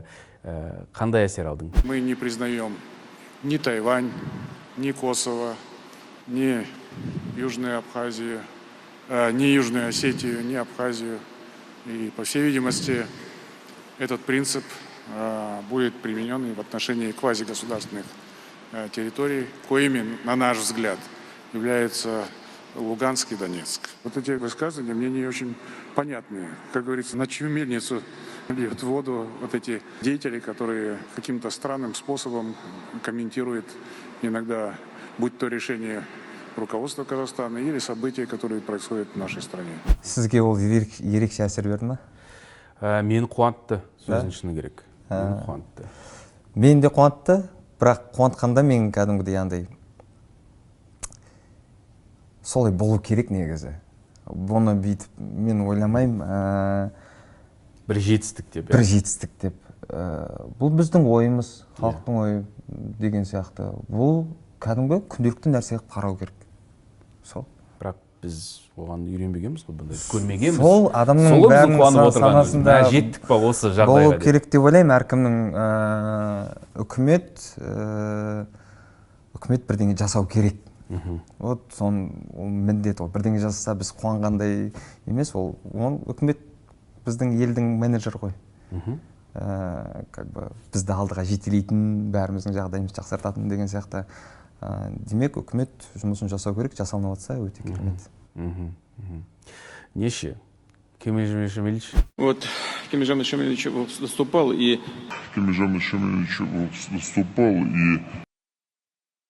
Кемене бак, кемене бебетті, макамана бебетті, матамана бет. Қалай ол? Неге ол кісі өйтіп допускать себе такой десең ондай әрине. Позволяет себе, да? Позволяет себе. Сол қайнатады кішкене. Иә, кейде ойлайсың, бұл қателік емес, арнайы жасалып жатырған. Иә, ол теория заговора мінезін көрсеткені ма, иә, сондай бір нәрсе ма деп. Негізі бұл сұрақты қоям деп ойлаған жоқпын. Өйткені енді алдында білмеймін, ондай ой болмады. Бірақ мына соңғы осы форумнан кейін Тоқаев жақсы президент па сен үшін? Білмеймін әлі. Мен әлі ештеңе көріп үлгерген жоқпын. Президент, ол кісі президент болғалы жақында ғана сезіп бастап жатыр. Әйтеуір бірдеңе жасалынып жатқан. Хотя президент болғанда қанша 2 жыл болды ма? Енді сезіліп бастап жатыр, бірдеңе істеп. Қаңтардан кейін болды. Иә, қаңтардан кейін. Қаңтар неге ондай болды? Сондықтан көп сұрақ. Менде сұрақ көп қазір. Чем какой-то бір неге қарағанда, нәтижеге қарағанда. Мен бір қорқатын нәрсем бір ненің артынан бір ненің деп енді толықтай түсіне беріңіздер. Мен суреттей алмай отырмын, иә. Бір бұрынғы болғанның артынан екіншісі сондай болып кетпесе керек. Өйткені кейбір бірдеңелерге қарап, иә, кейбір нелерге қарап үлкен ойын болып жатқанын түсінесің да, мен оны соңына дейін толық түсінбегесін, мен нақты жауап бере алмаймын. Қандай екен. Жаңа Қазақстанға сенесің ба?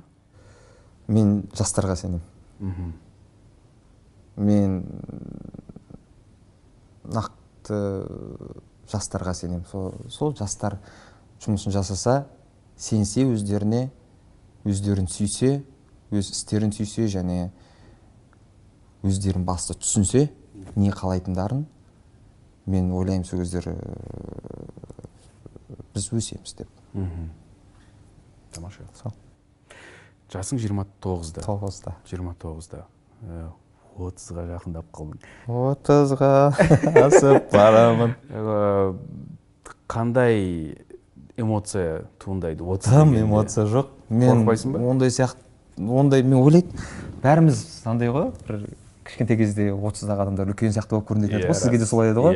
Сіз қазір қаншадасыз? Мен 40-қа толамын, 42-те. 40 мен үшін қазір де үлкен сияқты. Мен 39-дамын, сен 29-да. Сіз де 40-ты қазір сондай үлкен деп ойладыңыз да? Иә, болған. Мен сол 30-да мен қазір сезбеймін тым ондай екен. Мен андай 20, баяғы сол 24-те өзімді есте сақтап қалғам да. Сондай сияқты. Бірақ әрине өзінің бір енді цифр келген, сан келген кездер өзінің бір жауапкершіліктер пайда болады.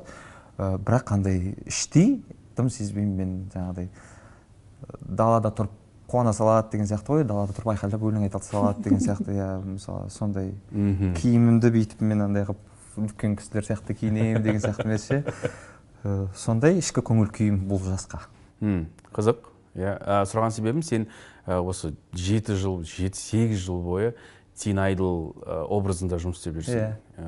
Кішкентай, енді кішкентай дегенге ренжиді олар, мақұл. О басында тинейджерлерге бағытталған жанр, стиль, образ.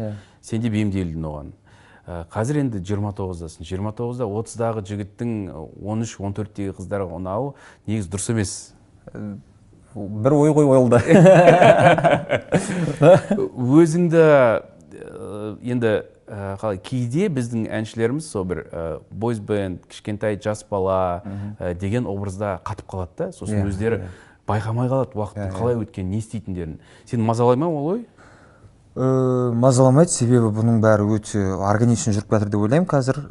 Мен қазір 5 жыл, 6 жыл алдын сахнада жасаған нәрсемді или сөйлеген сөзімді немесе әнде айтатын әңгімемді айта алмаймын мысалы қазір. Кейде бұл өйткені маған жараспайтын болса деген сияқты. Және де стори жүргізгенде де бәрібір де енді кішкене салмақтылау, кішкене боласың ғой іште. Қалауың басқа деген сияқты. Мен ойымша бұл табиғатқа байланысты өзгере беретін сияқты. Мен 91 ондай бір образда қалып қоймайды, мен ойлаймын. 91 біз қалай өсіп жатырық, біздің жанкүйерлер де бірге өсіп жатыр, және де ең қызығы қазіргі біздің кішкене бұрынғы қарағанда бізде образ бәрібір андай не ғой? Ондай шли тиін емес қой қазір енді. Соның өзінде кішкентайлар бәрібір қызығып не қылып жатыр деген сияқты ғой. Концертке келеді ме? Концертке келеді, иә. Бізбен бірге тыңдармандар да өсіп жатыр, жасы. сондықтан біз де өсе береміз ойлаймын. Стилистика деп кеттім. Стильдің бір несі, өзінің критерийі, ол жарқын стиль, өте мінсіз көріну. Мінсіз? Иә, идеальный болып көріну. Мысалы үшін сендерге қырынбай шығуға болмайды сақтыға. Неге екенін түсінбеймін әлімге дейін, бірақ мысалы үшін штина болған, немесе мұрт сақал болған деген келіспейді стильге. Ол сол тин неге байланысты ғой кезіндегі. Сен топтағы ең үлкен мүшесің топтың, тіпті сен қателеспесем, мен мына X-Factor'дағы видео көргеннен кейін байқадым, көзіңді істеттің. Неге, сол стильге байланысты ма? Жоқ, бұл ішкі... Ол әдемілікке байланысты емес, сұлулыққа байланысты емес. Ішкі комплекстарға байланысты ол тек. Бұл нәрсе, мен негізі ондай ой болған жоқ еді, бірақ менде жаңағы мына жақ кішкене көбірек болды ғой. Несі, веки дей ма? Сол мен бір не істегеннен кейін, өзің ерекшелігің, сондай, бала кезінде? Иә, істедім да, одан кейін анау көп кете беретін болды, түсіп кете берді кожа сол үшін. Сосын мен ойладым, мына өсе берген сайын не қылатын сияқты ғой деп бір не сосын кішкене комплекс пайда бола бастады, және де менде көп комментарийлерді оқитын да, что әлем такой самый не очинский деген сияқты. Короче, сол менің өзімнің самооценкама қатты влиять етіп, бір күні бүйтіп бақ деп жасай салдым просто, орында тұрған не қылған жоқ. Содан кейін кішкене өз қалпыма бүйтіп кеп, все, дальше не қыла беремін дедім, нормально. Өзің үшін болды ол? Иә, өзім үшін. Жоқ, ондай не емес, бұл өзім үшін баяғыда бүйтіп. Рахмет, ашық айтқаның үшін. Өйткені, сол дайындалғанымда байқап қалдым. Рахмет. Ең жиі қойылатын сұрақты білесің? Жоқ. Саған қойылатын, ең жиі қойылатын сұрақ. Онда көрерменнің сұрақтарын оқи кетейін саған. Жеке өмірін бәрі біледі, бірақ неге ашық көрсетпейді, тығылып көрсетпей салмай, басқа балдар жеке өмірін тығып көрсетпейді. Про Вику үйленген ба, соны сұраңызшы. Жеке өмірі жайлы сұраңызшы. Вероникамен қалай танысты, және үйленгені рас па, өтірік пе? Мынандай комментарийлер 500 ана жақта. Мен түсінем, бұрын шектеу болған, ереже болған, мүмкін кейбір нәрселерді айтуға мүмкіншілік болмаған. Қазір білмеймін қалай, айта аласың ба, айта алмайсың ба, бірақ мынандай суреттер жүр. Бұндай суреттердің үшеуін таптым енді, мен білмеймін, сен барлығын білесің, көргенсің. Мынау бар, мынау менің любимый фаворитім. Күшті. Үйлену деген керемет нәрсе, күшті нәрсе, барлығына бұйыра бермейтін нәрсе. Үйленгенсің ба? Заңды түрде емес, тек осы неке. Неке қиылды. Құтты болсын. Рахмет. Неге заңды түрде емес? Өзің қатты неге дінге жақын емессің, бірақ үйленгенде тек діни тұрғыда ғана. Иә, бұл біріншіден сол орталықта болып жүрген кездер болды. Ешкімге айтпай кетіп қалғам десең. Бунтарь, балаларға айттым, тек балаларға айттым. Сол. Екінші, бұл тек, біз негізі бұл жайлы ойламаушы да едік, мен де ойламаушы едім үйлену жайлы. Бұл тек жаңағы үйде мама-папалар айта берді ғой, жас келді, қашан үйленесің деген сияқты, қызап кел деген сияқты, қызыңмен таныспаймыз ба, кім қызбен жүріп жүрсің деген сияқты. Сол. Қысым. Иә, қысым болады туыстардан, мама-пападан. Сосын енді, иә, осы деп, жоқ, тоқта. Давай енді, неке қиып алыңдар дейді. Тек мәжбүрлегеннен ғана емес қой. Жоқ, енді одан емес. Көрініп тұр ғой, жақсы көретіндер бір-біріңді. Бұл біз ойлағандай, біз негіз ойлағанбыз, кейін былай не қыла береміз де, кейін енді міндетті түрде үйленеміз деп. Қазір біз көп жұмысты ойлап жүргенбіз ғой, енді жаңағыдай үй жасау керек, үйің болу керек деген сияқты. Соны ойлап жүріп, сосын бір күні жай сол ой келді, мүмкін некеміз қиып аламыз. Өзімізге де жақсы, Құдайдан рұқсатын сұрап деген сияқты бірге тұрамыз, мүмкін ата-аналарды кішкене тынышталдырып, бәрі жақсы болсын. Вероника бірден келісті ма, ондай вариантқа? Иә. Қандай қыз Вероника? Сипаттап берші.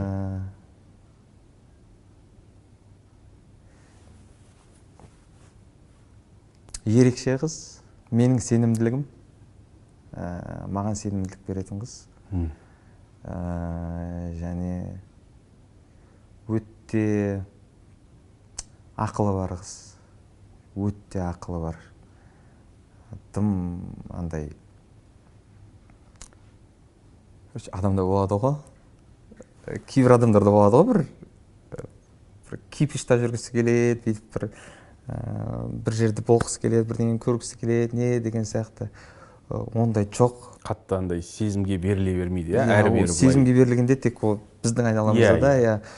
Және мен мына жағын айтып отқаным ғой, андай өте ақылды, момын, кез келген нәрсенің түпкі бір не үшін болып жатқанын нақты көз жетіп, көзі жетіп білетін адамда. Сондықтан мен біраз түсінбеген нәрсемді Никадан сұрап түсініп алам. Ника дейсің сен? Ника дейме. Мынандай нәрсе болып жатыр, мынау неге бұлай болып жатыр деген кездер айтып береді. Ал мынау адам неге бұлай, например, бір мысалы кинода персонажды зерттеп отырсақ, неге жауап беріп жатыр десе, ол персонаждың ішкі астарын, сезімін суреттеп бере алады. Дейсің, иә деп. Мен бірдеңені разбирать етіп, мысалы кейде ұрысып қаласың, сондай ғой. Сол кездері ол менің қандай сезіммен айтып жатқанымды біліп тұрады да. Сосын ол сол жақтан жақсы бүйтіп қалай дейді? Симбиоз біз екеуміз. Иә. Үйлесімді, иә? Иә, үйлесімді. Сол. Тамаша. Өте жақсы адам мен үшін. Иә, әдемілігін айтпай ақ қояйық. Ең әдемі. Көрсете салайық, иә? Көрсете салыңыз. Мен қызым осындай. Тиіскенім емес, бірақ сұрамасам болмайды. Өйткені мен негізі жауапкершілікке қатал қарайтын адаммын. Өзіме, ең алдымен өзіме. Бірақ заңды түрде үйлену деген ой бар ма, жоспар бар ма? Әрине бар.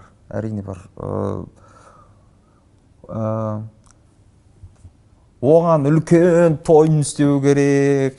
Мама, папа, құда-құдағи, оның бүкіл несіне қаншама сыйлық беру керек. Біздің салт дәстүр бар ғой. 400 адам бар келетін, иә. 400-500 адам, мүмкін 1000 адам кетіп қалған. Мен оны 500 адам шақырғаннан кейін тағы 500 өзім достарым бар. Қаншама мысалы қаржы оны жасамайын десең де бүйтіп болмайды ғой, мысалы. Бәрі күтіп отыр деген сияқты. Біздің жолымыз болып, локдаун болғасын. Кешіріңіздер. Локдаун өтіп кеттік, иә. Сондықтан мен ойлаймын, бір уақыты келеді, мен өзім сезеп. Сол кездері жасап жіберемін, ол енді үлкен қиын жұмыс емес деп ойлаймын. Сол. Анаңды, болашақ келініңіз қандай болғанын қалайсыз деп сұрағанда, балама ұнаған қыз бізге де ұнайды деп ойлаймын. Мамам всегда солай болды. Иә. Тым андай маған не қылмайды, мынандай келін болу керек, мынандай қыз болу керек деген сияқты ештеңе айтпайды. Тек өзің бақытты болсаң болды, мен бақыттымын дейді. Сондай. Тамаша. Күшті уф дедің бе сен? Мына тақырып жайлы. Қазір ма? Иә, өйткені бұл тақырыпты сен көп қозғай бермейсің. Көп сұрақ қойылса да. Ондай сезім болып тұрған жоқ. Өйткені сен өзіңді бұны жасырып жүрмін деп ойламайсың. Жоқ. Мен бірдеңе жасырып жүрмін, немесе айтпай жүрмін деп ойламаймын. Себебі мен өзімнің бір жеке өмірім бар ғой. Айтқым келген кездер айтамын, айтқым келмесе айтпаймын деген сияқты. Оны айтпай өмірімді айтпау себебінде өзім білемін, мен көп бүйтіп счастье любит тишину дейді ғой, сондай сияқты мысалы. Мен ондайларды блокқа жіберемін маған. Бізге жазады ғой, жоқ, ол енді ол сіздің неңіз ғой, көріңіз ғой. Мен бүйтіп қатты бүйтіп шыға бергім де келмейді, бірақ кей кезде шығып тұрамын, кей кезде шыққан кездері бірге жаңа TikTok түсіреміз, бірге сторис түсіреміз. Ол кездері тәттірек болады деген сияқты ғой мысалы. Сондайда бірақ емін-еркін ешкімнен жасыру деген жоқ, емін-еркін бір жерлерге бара аламын, емін-еркін жүреміз, қол ұстасып. Уже сырттан суретке түсіріп шығаруды да уже қойған шығар, бәрі үйреніп кетті. Сондықтан мен ештеңе жасырып жүрген жоқпын, ондай ойда жоқ, сезімде жоқ. Неке қиғандағы суреттер Инстаграмға, интернетке кетіп қалғанда ашуландың ба? Йо-майо дедім енді. Мен андай бірден бір сезім сеземді, бірден жіберіп тастаймын. Бір күнде жіберіп тастаймын. Өйткені болған іс болды, оны ойланып жүре беріп мен көп энергия кетіре алмаймын. Энергия менде өте аз. Мен бірден шаршап қала беремін дейді, сондықтан үнемдеуге тырысамын. Сондықтан мен бірден дейді қабылдап аламын да, келсем, соны болды, әрі қарай өмір сүріп жүре беремін. Керемет. Күшті көзқарас, күшті әдіс. Тағы бір соңғы сұрақ болсын енді бүгінге көрерменнен, иә? соло карьера болады ма негізі? Әлде қойдың ба ол? Соло карьера негізі болады, түбінде әйтеуір болады. Бірақ ол қашан деген мен нақты айта алмаймын. Біздің барлық балаларда болады, оны біз даже жоспарлап қойдық ау деймін. Бізге тек оған жету үшін бір нақты бірдеңелерді істеп тастау керек. Содан кейін барып біз тым ойланбай соны жасай аламыз да. Себебі жеке қазір көп жасап кететін болсақ, мына жақта жіберіп аламыз, біз фундамент әлі дұрыс қойған жоқпыз деген сияқты ғой. Соны қойып алғаннан кейін біз өзімізге бір уақыт бөлуге болады. Елестеткенде өзіңді қандай әнші ретінде көресің? Қандай стилистикада? Осы бағытта жүре беремін деп ойлайсың ба, әлде керісінше бір ән жағынан ба? Иә. Міндетті түрде жаңа дыбыс болады. Жаңа дыбыс. Мен әрдайым жаңа дыбыс іздеуге тырысам. Но коммерцияны да ұмытпаймын. Ол жаңа дыбыс болғанда шли инди болып кетпеу керек, андай тек бір 4-5 адам тыңдап отыратын, бүйтіп, мынау батыр музыкант екен деп айтатын. Ондай емес, ол қызық емес. Жаңа дыбыс жасап, егер ол көпшілікке шығатын тарайтын ән болу керек, сондықтан да мен сол жақта жұмыс істеймін. Білмеймін қандай болатын, дұрыс елестете алмаймын, бірақ жаңа дыбыс болады, мен оны іздеп жүрмін. Ерболат ұсыныс тастаса, енді жеке әнші ретінде бірге жұмыс істейік, мен продюсер болайын десек, әлде оның уақыты кетті ма? Ондай ұсыныстың? Ондай ұсыныстардың біз үшін уақыты кетті уже. Біз, ондай ұсыныс кімден келсе де уже ондай жоқ сияқты. Дұрыс, керемет. Бүгінгі таңда Батырхан жолын тапты ма? Батырхан бақытты ма? Батырхан жолын тапты, Батырхан бақытты, 1000%-ға. Керемет. Өте қуаныштымын. Рахмет. Білмеймін, мүмкін бұл сұхбат бір жыл бұрын болғанда осындай болмайтын беді, бірақ мен өте қуаныштымын, және рахмет саған келісіп келгенің үшін. Және де кетпей тұрып, сенің әкелген сыйлығың бар. Біздің бірақ бар, жоқ, бар екен. Көрсетпей қойын, жоқ, мен былай көрсете саламын. Былай көрсетесіз, да? Экранда. Бірақ бізде байқау. Топас. Мен білдім ұмытып кететінді, асығып. Мен жазайын деп, құрсыншы үлкен бала ғой, жазбай қойын дедім. Мен қазір бір көрсуден кеп бірден үйден кейін кейін жібересің. Әкелген немесе беретін сыйлығын туралы айта кетсең, бұл не? Бұл мен өте жақсы көретін кітабым. Орыс тілінде оқып шыққам ол кітапты толықтай, бірақ қазақша нұсқа шыққан кезде мен кәдімгідей өте қатты қуандым. Қандай әдемі аударма. Және де ол шыққан кезде мен өзім бүйтіп тапсырма бердім да, ол мен екенін сол жақта біліп қойып, сол аударатын компания бар ғой, сол ұжымның сол жазатын кісі өзі, сол кісі өзі әкеп берді. Мәссаған. Қуаныштымыз таңдап атқандарыңызға. Сен кімді айтып отырсың? Раисаны айтып отырсың? Раисаны айтып отырмын. Раиса, сәлем. Сол кісі әкеп берді, мен қатты қуаныштымын. Ішіндегі барлық сөздер өтіп кеткен біздің нұсқадағы. Бұл Джон Роулинг, Харри Поттер 3 кітабын алып келдім. 3 кітабын алып келген жоқпын, алып келуім керек еді, ұмытып кеттім. Кітабын берем десек? Кітабын берем, мына жерге шығарып қойыңызшы, да? Жақсы.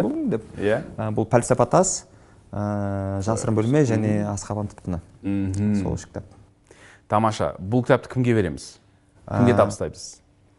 Енді бір тапсырма болсын.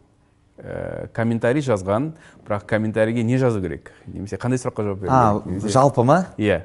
Жалпы. Бір кісі алады ғой, әлде әрқайсысын бір-біреуден? Бірге ойлап табайық мүмкін. Жақсы, онда былай қыламыз, мына шығарылымның астындағы бірінші комментарийді оқыңыздар. Бүкіл ереже сол жақта болады. Егер де қатысып бірінші болып жауап берсеңіз, немесе әлем сол комментарий таңдаған болса, осы кітапты сізге табыстаймыз. Ішінде оның үстіне әлемнің де қолтаңбасы болады. Тапсырма қандай, соның астында жазатын болдыңыз ба сіз? Қазір біз ақылдасамыз да, комментарийге жазамыз. Бірінші комментарийде болады. Сондықтан да қатысыңыздар. Бүгінгі сұхбат ұнады деп ойлаймын. Рахмет. Өте жақсы болды, ашық әңгіме болды. Тек табыс, рахмет. Көп концерттер тіледім. Көп гастрольдік сапар тіледім, көп бала тіледім деп батаны бере берсең. Ар жақта мен мамам отыр ғой. апа аға сіздерге де рахмет, көп рахмет ұлдарыңызға, осындай керемет тәрбиелеген ұлдарыңызға. Қоштасып отырық па? Қоштасып жатырық, иә. Мен де айтып кетейінші онда, иә.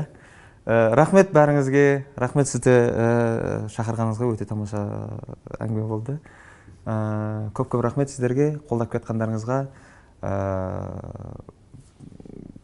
Иә, біз қарапайым жандарымыз 91. Қарапайым балдарымыз, біз тек өзіміздің Қазақстанның даму жолындағы өзіміздің үлесімізді қосқымыз келеді, және де сіздерден қолдауларыңызды күтеміз. Ол үлесті және де қалай дамыту керек екенін біз жолдарын білеміз, және де ұсынып келе жатырмыз. Біраз да ұсынамыз, бізді қарап жүріңіздер, қабылдаңыздар, қолдаңыздар. Мен ойлаймын, бірге жұмыс жасасақ, біз біраз шыңдарды бағындырамыз, және де біз мемлекет ретінде өсе аламыз деп. Қолдап жүрген Eagles, мәңгі махаббат сіздерге. Құшақтадым. Екі жақтан сүйдім. Маңдайларыңыздан сүйдім. Сосын кішкене сілекей болып қалып тұртсайын. Сол, шексіз Eagles махаббат. Ай, керемет, рахмет. Жаңа каналдың, YouTube каналдың аты 91 Team ба? Жоқ, жай 91 деп аталады. Жай 91 деп. Мүмкін ол 91 деп терген кезде шықпауы мүмкін. Бірақ 91 abuse десеңіз клип шығады, 91 бата десеңіз клип шығады. Сол арқылы өтіп кетсеңіз болады. Әлі бүйтіп жазылымдар көбейген кездер бірден шығатын болады. Сол, өтіңіздер, жазылыңыздар. Бізді қараңыздар. Барлық жерге жазыңыздар. Instagram, Telegram, YouTube, TikTok. Жаздыңыздар, қолдаңыздар. Жігіттердің жаңа YouTube каналына әсіресе, өйткені ол жақта қолдау жинау өте қиын, әбден енді тер төгіп жұмыс жасау керек, сондықтан қолдауларыңыз керек. Менің де каналыма жазылыңыздар. Сіздермен бірге бүгін болған Батырхан Мәлік немесе Әлем, және де мен Тимур Балымбетов. Әңгімеміз ұнады деп үміттенеміз. Енді комментарий жазыңыздар, ұмытпаңыздар. Бұл видеоны трендке шығаруға үлестеріңізді қоссаңыздар болады. Ол үшін рахмет сіздерге. Рахмет. Сізден күтеміз.